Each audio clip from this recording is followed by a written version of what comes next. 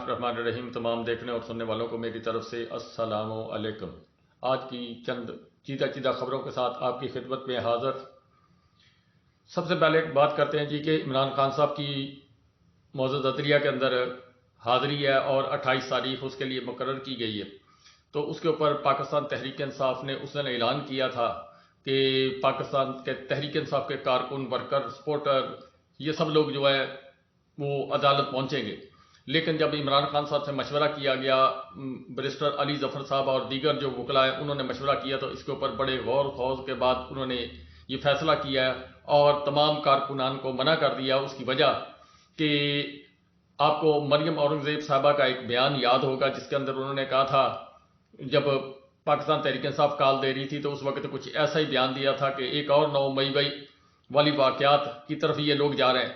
تو ان خدشات کو مد نظر رکھتے ہوئے کہ اس وقت کوئی بھی غلطی جو ہے پاکستان تحریک انصاف برداشت نہیں کر سکتی اور کسی نہ کسی طریقے سے یہ جو لوگ ہیں یہ اپنی بساط بچانے کی کوشش کریں گے.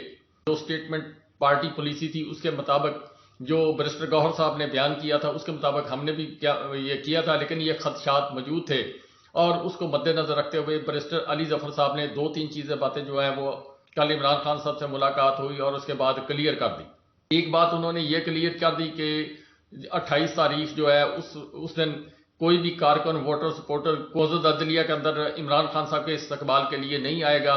دوسرا، بیرسٹر علی ظفر صاحب نے جو آصف علی زرداری صاحب نے کل انٹرویو دیا تھا، کل یا پرسوں ایک اہم بڑے اینکر ہیں ان کو اور ایک بڑے چینل کو انٹرویو دیا تھا اور وہ نشر کیا گیا.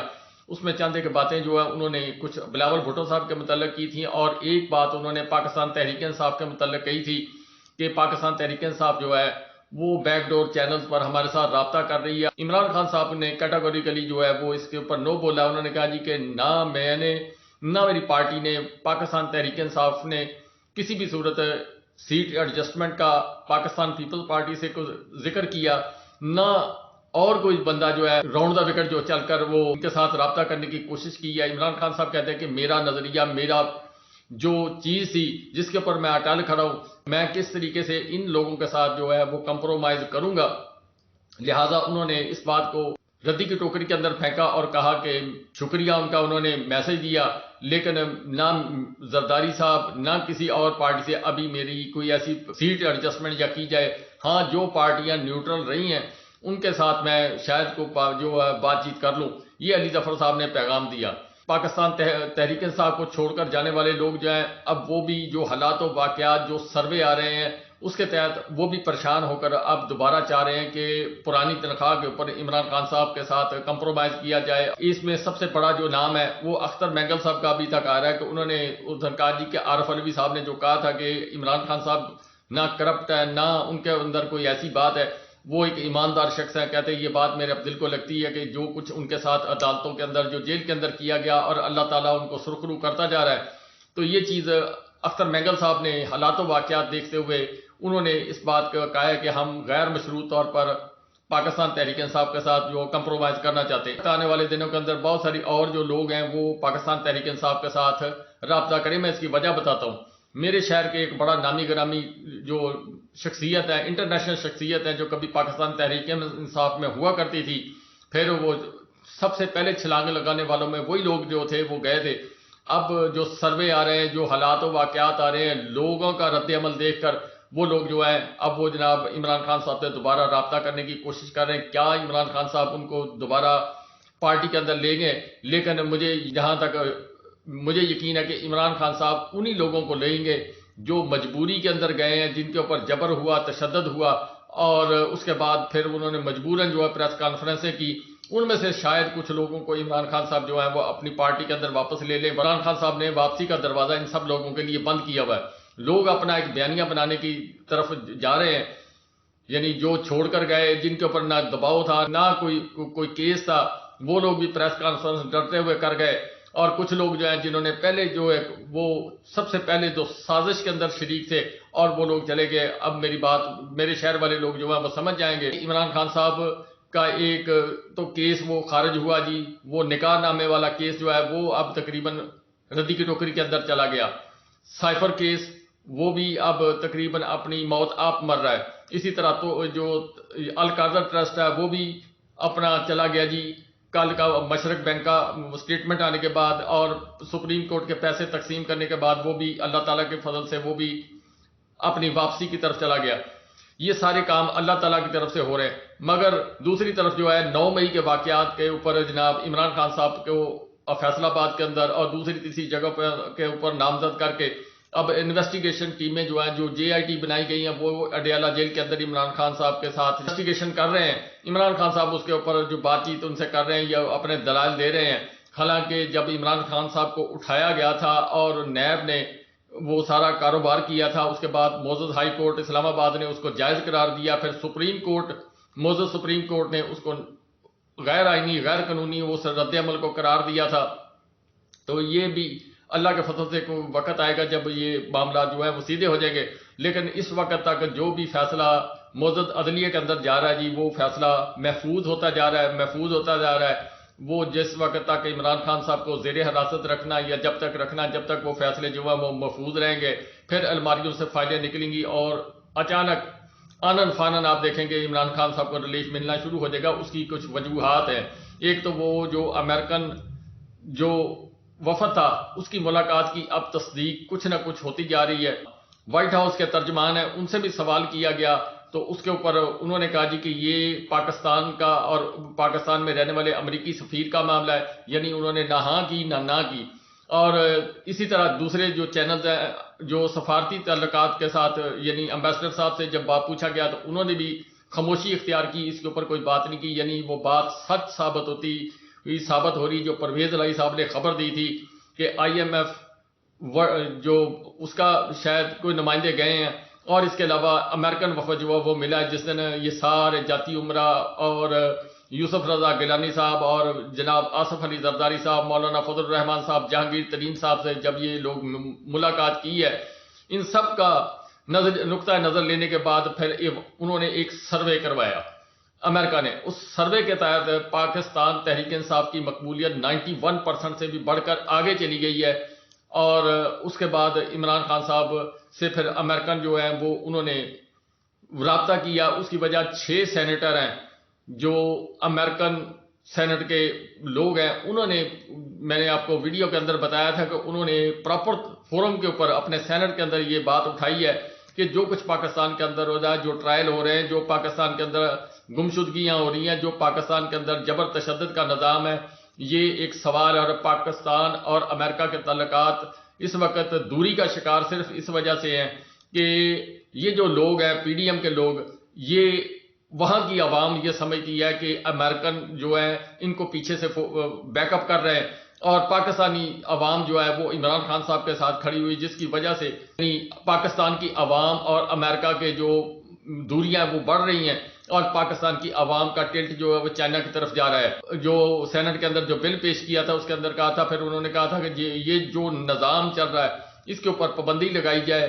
کچھ اطلاعات ایسی ہیں ان کو متنبع کیا گیا کہ ایک خبر آئی ہے جی، میں اس کو تصدیق نہیں کر سکتا. اسی انٹرویو کے اندر بلاول بھٹو صاحب کے نظریات اور آصف علی زرداری صاحب کے نظریات جو ہیں وہ ذرا مختلف نظر آئے ہیں. اب اس کے اندر وہ پولیسی سٹیٹمنٹ ہے کہ جس طرح نواز شریف صاحب اور شہباز شریف صاحب نون شین کا کھیل ہے، اسی طرح جو بلاول بھٹو صاحب ہیں وہ اور آصف علی زرداری صاحب جو ہیں وہ جناب کھیل کھیل رہے ہیں. لیکن اس کی جو آصف علی زرداری صاحب کی بات ہے وہ اس طرح کنفرم ہوتی ہے کہ فرحت اللہ بابر صاحب جو ہیں انہوں نے CEC کمیٹی سے اپنا جو ہے وہ کنارہ کشی اختیار کر لی. اب اس کے متعلق میں یہ نہیں کہہ سکتا کہ وہ ریزائن کر گئے، لیکن جو ذرائع کے مطابق خبر ہے اس کے مطابق جو ابھی حالیہ بلاول بھٹو صاحب نے جلسہ کیا ہے اس کے بعد انہوں نے کہا جی جو پرانے لیڈران ہیں وہ چھوڑ دیں اور نئے لیڈران جو ہیں وہ ان کو میں انڈکٹ کروں گا پاکستان پیپلز پارٹی کے اندر. مطلب یہ کہ زرداری صاحب کے ساتھیوں کو وہ علیحدہ کرنا چاہتے ہیں اور زرداری صاحب کے ساتھیوں کو علیحدہ کرنے کے بعد نئی ٹیم اور نئے جذبے کے ساتھ وہ پاکستان کے اندر اپنی سیاست کو چمکانا چاہتے ہیں. اس میں ابھی کتنا وقت لگے گا، لیکن اس کے اوپر آصف علی زرداری صاحب نے جو اس اینکر کے ساتھ بات کی تھی اس میں کہا تھا کہ وہ بچہ ہے، ابھی نہ سمجھ ہے، میں باتوں کو دور تک سمجھتا ہوں، مجھے پتا ہے کیا کرنا ہے. لیکن بلاول بھٹو صاحب اور جو آصف علی زرداری صاحب ان کے جو نظریات، جو باتیں ہیں، آصف علی زرداری صاحب مفاہمت کی جو پالیسی ہے اس کی طرف جانا چاہتے ہیں، لیکن بلاول بھٹو صاحب جو ہیں وہ اٹیکنگ جو ہے وہ پالیٹکس وہ کرنا چاہتے ہیں، جس طرح کی کریں گے جس طرح ان کا نانا ابو کرتے تھے اسی طرح کی. پھر اس کے بعد جو ہے وہ سوچتے ہیں کہ میں اپنی جگہ اپنا مقام پاکستان کے اندر بنا سکوں گا. ہر آدمی کی اپنی اپنی سوچ ہے. تو وہ آج کل بلاول بھٹو صاحب جو ہیں وہ آڑے ہاتھوں پاکستان مسلم لیگ کو بھی لے رہے ہیں، اور اس کے ساتھ ساتھ جو میں نے خبر دی ہے کہ وہ ایک کانٹ چھانٹ کے عمل کے اندر بھی داخل ہو چکے ہیں. کیا آنے والے دنوں کے اندر آصف علی زرداری صاحب اور بلاول بھٹو صاحب علیحدہ علیحدہ نظر آئیں گے؟ یہ مکافات عمل ہے. بلاول کو سب کچھ پتا ہے. اب شاید میرا خیال وہ سمجھ رہا کہ وقت آ گیا کہ تمام چیزوں کو اپنے ہاتھ میں لیا جائے. ایک دفعہ اس کی تنظیمیں نو کر کے ایک دفعہ پھر پارٹی جو ہے اس کو لانچ کرنے کی کوشش کی جائے. اب جہاں یہ سارے معاملات طے ہو رہے ہیں وہاں نگران حکومت جو ہے وہ ابھی پاکستان میں سب سے زیادہ زور دے رہی ہے جی اداروں کی نجکاری کے.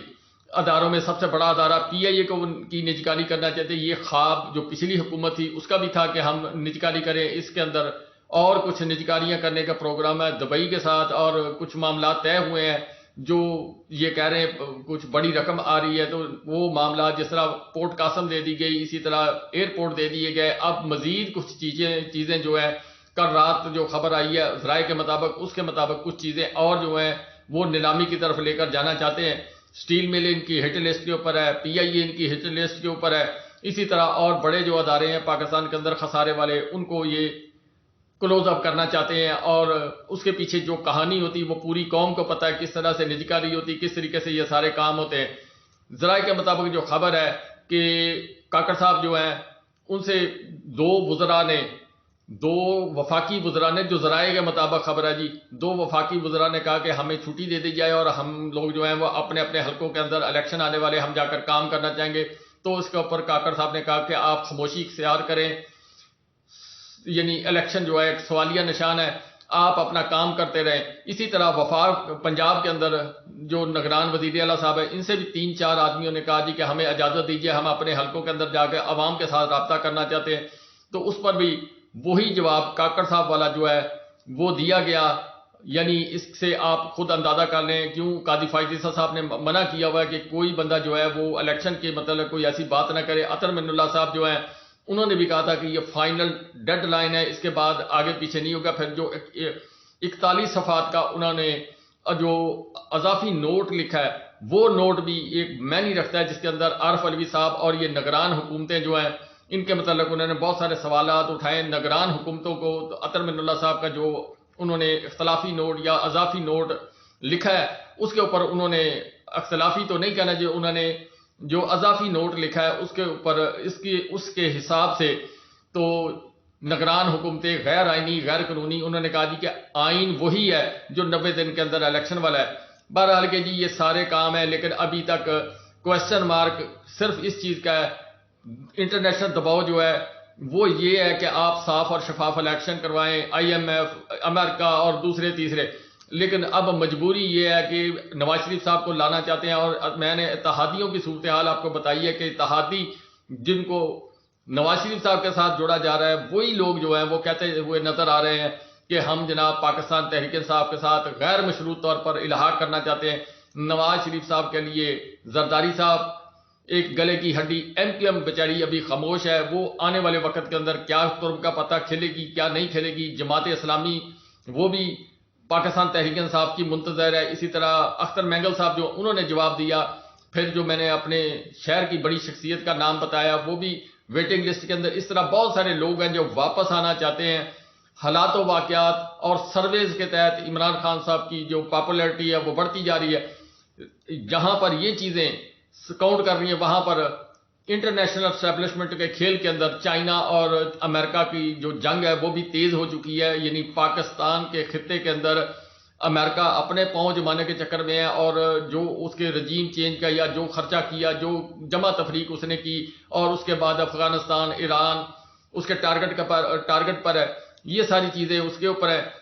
چائنا جو افغانستان کے اندر بڑی انویسٹمنٹ کر رہا ہے، جس کی 65 ارب ڈالر کی پاکستان کے اندر انویسٹمنٹ ہے، اور اس کے ساتھ ساتھ ایران کے اندر 425 ارب سے بھی زیادہ انویسٹمنٹ ہے.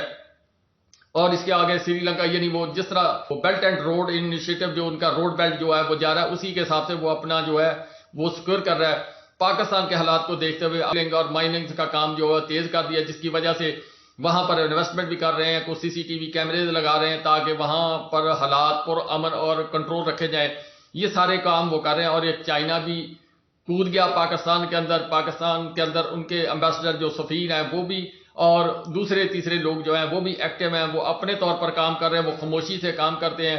ڈونلڈ لو ہے وہ اپنے طور پر کام کر رہے ہیں, وہ پارٹیوں کے ساتھ ملاقات کر رہے ہیں, الیکشن کمیشن صاحب کے ساتھ ملاقات کر رہے ہیں اور پاکستان کے طاقتور حلقوں کے ساتھ ملاقات کر رہے ہیں. عمران خان صاحب سے بھی ملاقات کی ہے اور جو ڈیل ہوئی ہے اس ڈیل کو میچور کرنے کے چکر میں وہ لگے ہوئے ہیں. صرف عوام کو دکھانے کے لیے وہ کچھ یہ اقدامات اٹھا رہے ہیں, لیکن بیسیکلی حالات جو بائیڈن صاحب کے اور ان کے ٹرمپ صاحب کے بھی خراب ہیں. آنے والے دنوں کے اندر ٹرمپ صاحب جو ہیں وہاں پر زور پکڑتے ہوئے نظر آئے, جو بائیڈن صاحب کی حکومت خود بھی گرتی ہوئی نظر آئی. وہاں کی جو امریکن اسٹیبلشمنٹ ہے وہ بھی یہ سوچ رہی ہے کہ فیصلہ وہ کیا جائے جس سے پاکستان کے اندر عوام اور جو ہمارے درمیان دوریاں پیدا ہوئی ہیں. یہ سائفر کے بعد جو ڈونلڈ لو جو ہے اس نے جو خط لکھا تھا یا جو کچھ اس نے جو سٹیٹمنٹ دی تھی اور جس کے اوپر پاکستان کے پورے نظام دین نے آمین کہتے ہوئے اس کو قبول کیا, اور اس کے بعد پھر جناب نواز شریف صاحب کو لانے کے چکر کے اندر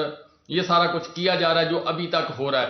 اور اس کے اوپر چند ایک لوگوں نے سوالات اٹھائے ہیں, سوشل میڈیا پر بھی اٹھا رہے ہیں اور بعض جو میڈیا چینل ہے وہاں پر بھی یہ بات اٹھائی جا رہی ہے کہ اگر نواز شریف صاحب, اس میں پیپلز پارٹی بھی شامل ہے, کہ اگر نواز بلاول بھٹو صاحب نے اس دن جلسے میں کہا کہ اگر یہی کچھ کرنا ہے کہ نواز شریف صاحب کو لا کر برجمان کرنا ہے پرائم منسٹر ہاؤس کے اندر, تو پھر یہ جو 60-65 ارب روپے کا کھیل جو گھورک دندہ کھیلا جا رہا ہے, یعنی آپ نے سلیکشن کر لی کہ فلاں وزیر ہوگا کیبنٹ کا, سارے جس طرح وہ پاکستان مسلم لیگ کہتی کہ ساڈی گل ہو گئی ہے, تو وہ ساڈی گل ہو گئی ہے تو پھر جناب یہ 60-65 ارب روپیہ جو ہے پاکستانی قوم کا اس کو الیکشن کے اوپر کیوں پھونکا جائے.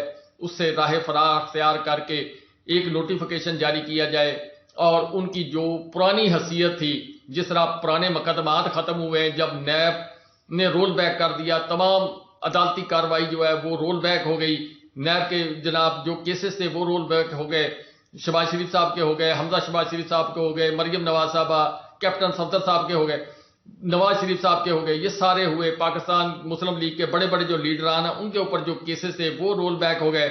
تو اسی طرح وہ جناب جو مجھے کیوں نکالا والا جو فیصلہ تھا اس کو بھی رول بیک کر دیا جائے اور نواز شریف صاحب کو لا کر وزیر اعظم ہاؤس میں پرانا جو وزیر اعظم تھا وہ یہ نہ کہا جائے کہ جی یہ نئے الیکشن کروائیں, وہ کہیں جی کہ وہ فیصلہ ہی غلط تھا اور فیصلے کے اوپر جناب ہم نے جناب ریویو کیا, ریویو کے بعد یہ فیصلہ تمام جو بڑے بڑے لوگ ہیں وہ فیصلہ کر لیں کہ نواز شریف صاحب کو وزیر اعظم بنا دیا جائے اور تاکہ پاکستانی قوم کا 60-65 ارب روپیہ جو ہے وہ بچ جائے.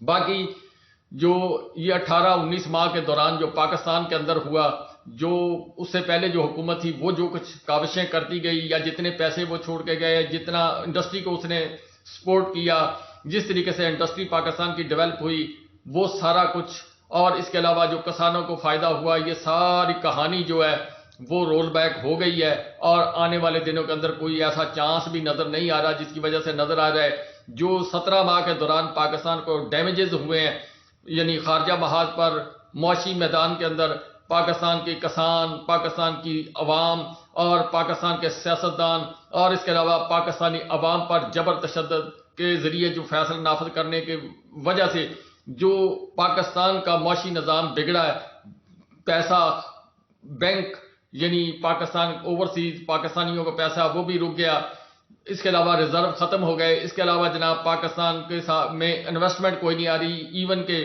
جو یہاں کے بڑے بڑے انویسٹر ہیں وہ اپنا پیسہ جائز ناجائز طریقوں سے نکالتے ہوئے یہاں سے باہر لے کر جا رہے ہیں. عوام کی جو حالت ہے, یعنی اس وقت جو چیز 30 روپے کی تھی آج 90 روپے کی ہے. اس کو آپ مختلف چیزوں کے اوپر اپلائی کر سکتے ہیں, گھی, چینی, دالیں, آٹا, انڈے. جو آٹا ہے اس کو دیکھ لیں 50 اب 160 یا 150 کے قریب ہے اور مزید مہنگا ہونے کی طرف چلا جائے گا. پیٹرول اور دیگر چیزیں, انڈسٹری کی پوزیشن, یہ ساری چیزیں جو ہیں یہ سوچنا چاہیے.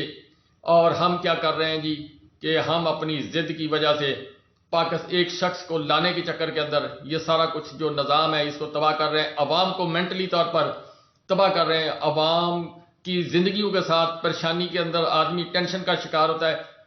تو پاکستان کی 22-23 کروڑ عوام کو ذہنی طور پر معذور کر دیا گیا تاکہ یہ الجھے رہیں اپنے روزگار کے سلسلے کے اندر اور ہم اپنی من مانیاں کرتے رہیں.